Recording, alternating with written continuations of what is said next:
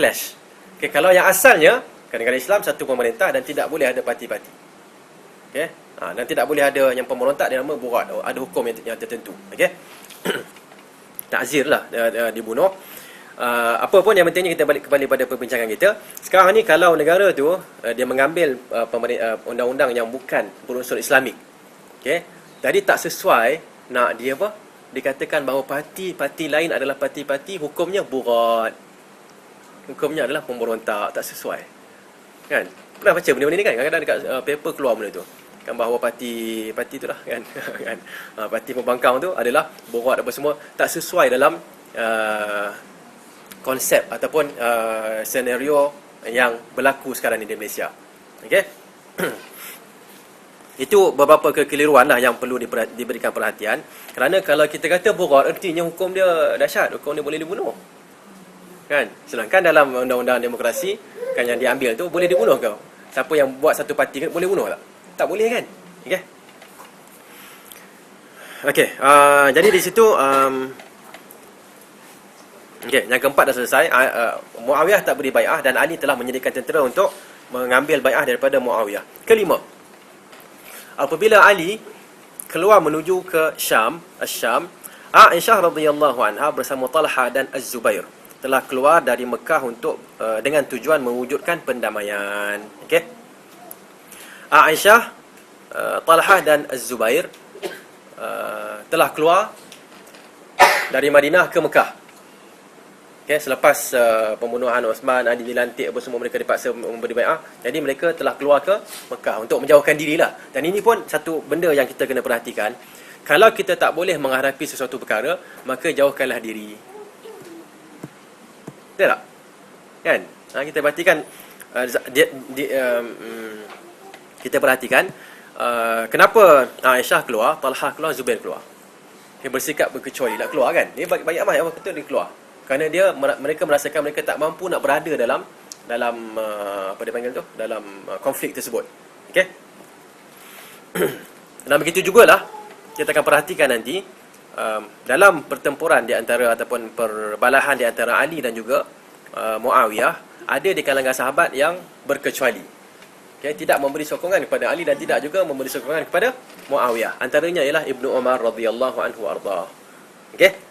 Dan itu satu benda yang tidak menjadi masalah. Kalau kita tak boleh kan, kita keluar dan kita tidak berpihak kepada mana-mana. Okey. Aisyah radhiyallahu anha, Talha dan Az-Zubair pergi keluar untuk apa? Untuk pendamaian. Itu yang kita kena nyatakan di sini ataupun kita kena tekankan. Mereka keluar bukan untuk nak berperang, tapi mereka keluar untuk berdamai. Okey. Ali dah keluar daripada Madinah menuju ke Syam. Okay, kemudian kumpulan di Mekah pun mengatakan kita kena keluar untuk berdamai, untuk mewujudkan satu pendamaian. Okey.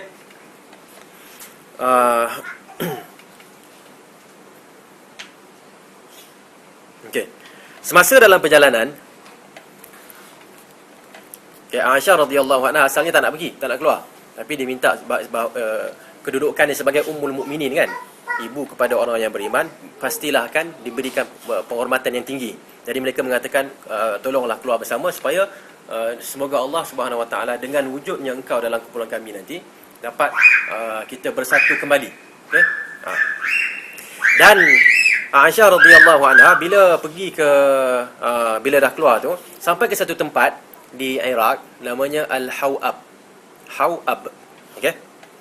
Sampai di sana Aisyah telah mendengar salakan anjing. Okey, salakan anjing. Dan di situ Aisyah radhiyallahu anha teringat kepada satu hadis di mana Rasulullah sallallahu alaihi wasallam mengatakan bagaimana agaknya nanti kan dengan salah seorang daripada kamu ni siapa? Isteri-isteri Rasulullah lah kan, yang akan disalak oleh anjing-anjing di Al-Hawab. Okey, bagaimana tu soalan dia macam mana sebutan Nabi tu membawa maksud tak patut. Kan tak patut salah seorang daripada kamu nanti keluar sampai ke Hawab dan disalak oleh anjing di sana. Okey. Jadi bila Aisyah dengar salakan anjing di sana, Aisyah pun tanya, ni kat mana ni? Kita berada di mana? So ada orang kata li Hawab. Al-Hawab. Ma'ul Hawab. Ma' ni air lah. Kan maknanya macam valley ke kan. Okey. Hawab. Aisyah kata saya nak balik. Okey, di situ mereka ada yang mengatakan padanya, wahai ummul mukminin, okey, kekallah bersama kami supaya semoga Allah dapat menyatukan umat Islam dengan kewujudan engkau. Okey, jadi lembut hatinya dan dia pun ikut serta dalam rombongan tersebut. Okey. Ada juga yang mengatakan bukan how up kan. So, tak apalah, yang pentingnya akhirnya Aisyah pun meneruskan perjalanan. Kemudian yang keenam, Ali telah berjumpa dengan rombongan Aisyah untuk mendapatkan penjelasan. Mereka telah dapat bersatu dan berdamai. Okey? Dapat penjelasan kan? Dan ini pun kita nak perhatikan. Bagaimana kalau ada pertelagahan, kan caranya apa? Caranya apa? Jumpa, kita kena jumpa kan untuk nak berbincang. Kan ini membalah kan, itu kaum tua, ni kaum muda, kaum tua, kaum muda kan. Semua seperti seorang buat kerja sendiri kan. Boleh nak dapat satu perdamaian. Boleh berdamai ke? Tak boleh, dia tak boleh berdamai. Okay, dia kena duduk sekali, bincang. Okay, pendirian kami begini. Kamu pendirian seorang lagi pula, kami pendirian gini. Okay, kita tak boleh pilih salah satu daripada dua. Sama ada kita nak berterusan begini ataupun kita khususkan. Bahagian yang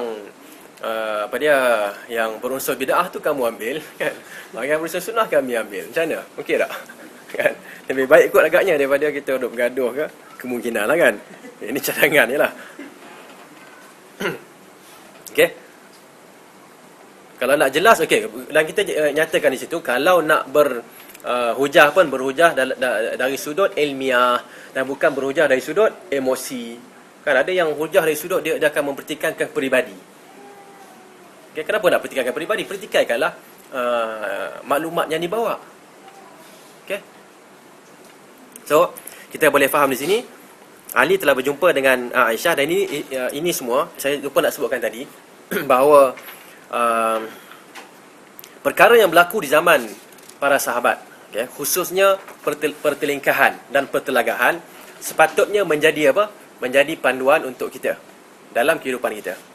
Okay, kalau mereka, iaitu para sahabat, tidak bertelingkah, kita yang bertelingkah ni tak dapat panduan. Macam mana kita nak bergaduh macam mana? Okey? Betul tak? Tapi bila kita dah ada panduan ni, kita buat seperti mana yang mereka buat. Kalau bergaduh, maka buat gitu, berbincang. Okey, dan sebagainya lah. Okey?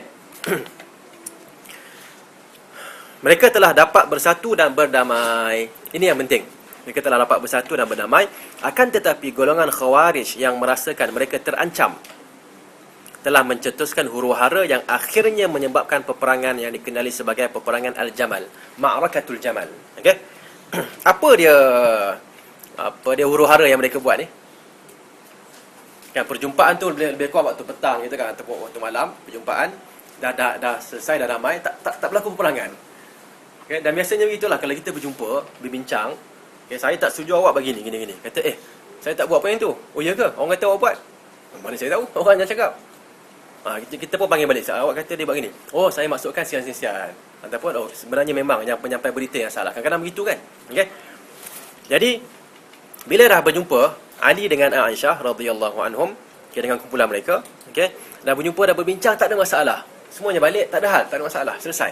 Okay? Di sini golongan Khawarij yang ada dalam kumpulan siapa? Kumpulan Ali dah risau. Kenapa mereka risau? Kenapa? Jumlah dia sikit. Kenapa mereka risau lagi? Kalau para sahabat dapat bersatu, apa jadi pada mereka? Mereka kena lah. Mereka akan kena hukumannya. Pertama sekali hukuman qisas, yang kedua hukuman memberontak dan sebagainya semua kan. Okey. Itu boleh dikenakan ke atas mereka kalau para sahabat bersatu. Tapi kalau para sahabat tak bersatu, mereka selamatlah. Okey. Baik. Golongan Khawarij apa mereka buat? Kan dekat-dekat waktu pagi itu mereka berbalas tembakan. Okey, ada yang pergi bahagian sana, pergi bahagian sini, kita buat sesuatu untuk menunjukkan adanya pengkhianatan dalam perdamaian. Okey, apa yang berlaku malam tadi atau semalam, pendamaian tu dah keserasian dan pendamaian dah berlaku. Kita buat sesuatu yang menunjukkan ada pengkhianatan. Okey, jadi itulah yang mereka buat. Yang kumpulan sini panah ke sana, kumpulan sana panah ke sini. Jadi biasalah kan, orang akan sebut, dia orang panah. Kan, kata nak berdamai tiba-tiba begini kan. Yang ni pula dia orang panah. Dua-dua cakap begitu. Okey? Dan itulah akhirnya menyebabkan peperangan Al-Jamal. Okey? Dan di sini pun kita boleh mengambil iktibar. Apa iktibar yang boleh ambil kat sini? Apa iktibar yang kita boleh ambil?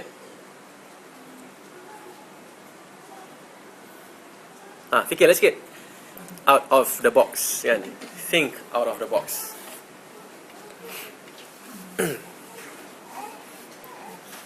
Kena teruskan macam kita sedang melihat apa, kan?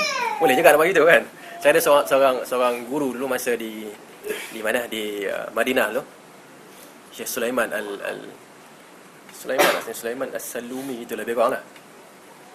Okay. Tapi lah, nama pun tak ingat lah. Tapi dia kalau dia masuk, dia cerita tentang sejarah, kan? Bila dia masuk, okay, dia kata hari ni kita akan masuk peperangan sanadkhul ma'rakatal Jamal. Kita akan masuk peperangan Jamal. Dah bersedia ke belum?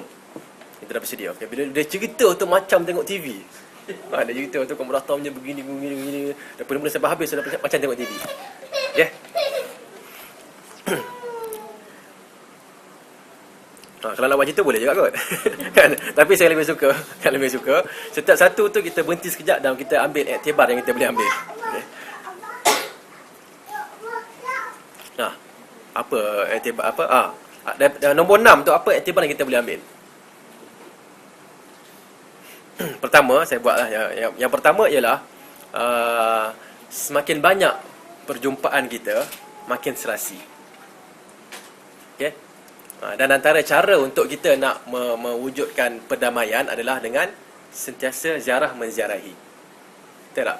Ya, kalau kita tak biasa ziarah ni, kita akan dengar macam-macam cerita tentang orang tu. Tapi ziarah, cuba cerita sikit apa yang kamu buat. Kita tak tanya pun orang cakap gitu, kan. Apa yang kamu buat di sana, dia pun cerita-cerita. Oh, cerita rupanya. Kena macam tu rupanya apa? Ada kami dengar yang kat sana berlaku macam ni. Oh, tak adalah, tu orang tuduh macam-macam.